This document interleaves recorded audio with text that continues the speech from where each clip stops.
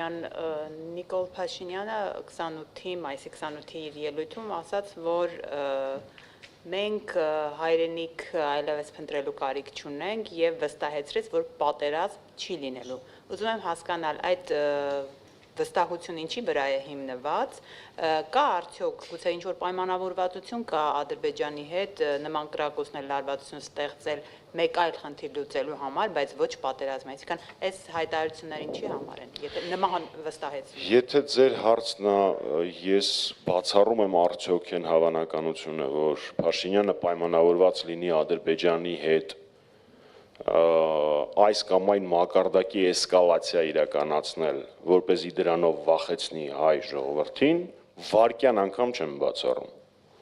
Դա լրիվ իր ոճի մեջ է։ Ինքը մի անգամ արդեն Ալիևին խնդրել է ներքաղաքական խնդիրները կարգավորելու համար իր նվազեցնել սահմանային լարվածությունը, դրա արդյունքում փառք Աստծո էլի հայ զինվորի կյանք է խնայվել, բայց ակնհայտ է, որ այդ ժամանակ հենց այդ ժամանակ է Փաշինյանը խոստումներ տվել։ Ես վերելակային եւ այլ ընտրամաբանությունների սիրահար չեմ, դավադրապաշտական տեսությունների չբացառելով դրանք, բայց ես դրանց սիրահար չեմ, բայց ակնհայտ պարզ տրամաբանություն է, եթե 18 թվականին ինքը Ալիևին ինչ-որ բան է խնդրել, այդ խնդրանքը կատարվել է։ Դրա դիմաց ինչ-որ առնվազն խոստում է, չէ՞ եղել, պարզ տրամաբանություն է։ Դե հո գեղեցիկ գլխարկի խաթեր չի արել։ Այս մեկ, վերջին հարցին պատասխանը։ Երկրորդ,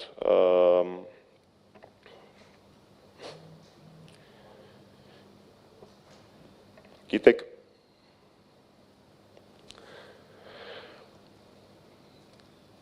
ես որևէ պարագայում չեմ բացառում ցանկացած սցենար, որին կհամաձայնվի Փաշինյանը,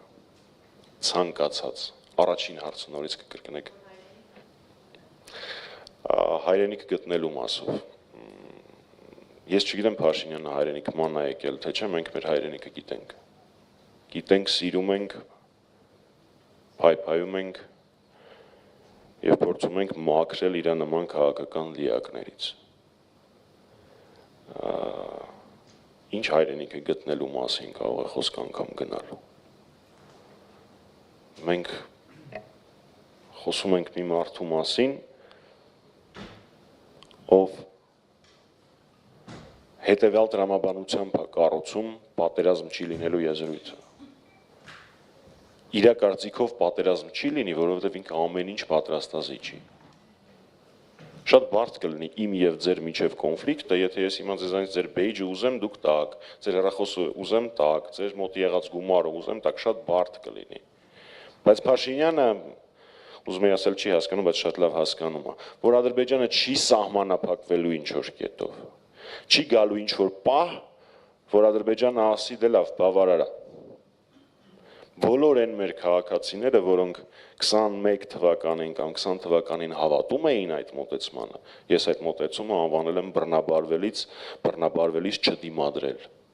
Ու հույս ունեին, խաբվել էին Փաշինյանի կողմից, որ լավ, այս պահանջները կատարելու պարագայում Ադրբեջանը այլևս պահանջներ չի ներկայացնի, դա այդպես չի։ Դա մենք հիմա տեսնում ենք։ Ադրբեջանը ինչ պահանջել է Փաշինյանը արել է, անխտիր ամեն ինչ, սահմանադրություն փոխել, ձևակերպում է իբր դա իր օրակարգն է, բայց փոխում է, Մինսկի խմբի լուծարում, ինչ-որ հեքիաթ է պատմում, որ միաժամանակ կստորագրենք, վերջում ստորագրելու են ոնց որ Ադրբեջանը պահանջում է, հավանաբար ինչ-որ շրջանակային կամ մեմորանդումային տրամաբանությամբ ստորագրություն կլինի Ադրբեջանի հետ, որ ինքը թղթով կարողանա մեր քաղաքացիներին խաբի, ու միևնույն ժամանակ կստորագրեն Մինսկի խմբի լուծարման դիմումը, եթե իհարկե ինքը մինչև այդ իշխանությամբ մնա։ Ցանկացած բան, ինչ Ադրբեջանը ուզել է, ինքը կատարում է, ու նոր, անընդհատ նոր պահանջներ են գալիս։ Դրա համար ես շատ խնդրում եմ մեր քաղաքացիներին։ Նույնիսկ այն մարդիկ, ովքեր 2021 թվականներին հավատացին ու խաբվեցին Փաշինյանի կողմից։ Այս 5 տարվա մեջ տեսանք, չէ բոլորս, տեսանք, մեր մաշկի վրա զգացինք, որ Ադրբեջանի ախորժակը չի բավարարվելու։ Դրա համար խնդրում եմ, որպեսզի մեր վատագույն կանխատեսումները չիրականանան։ Պետք է քաղաքական դիակը մաքրել, որպեսզի այլևս գարշահոտություն չտարածի։ 24 News։ Պարոն Մամիջանյան, դուք նշում եք, որ Նիկոլ Փաշինյանը քաղաքական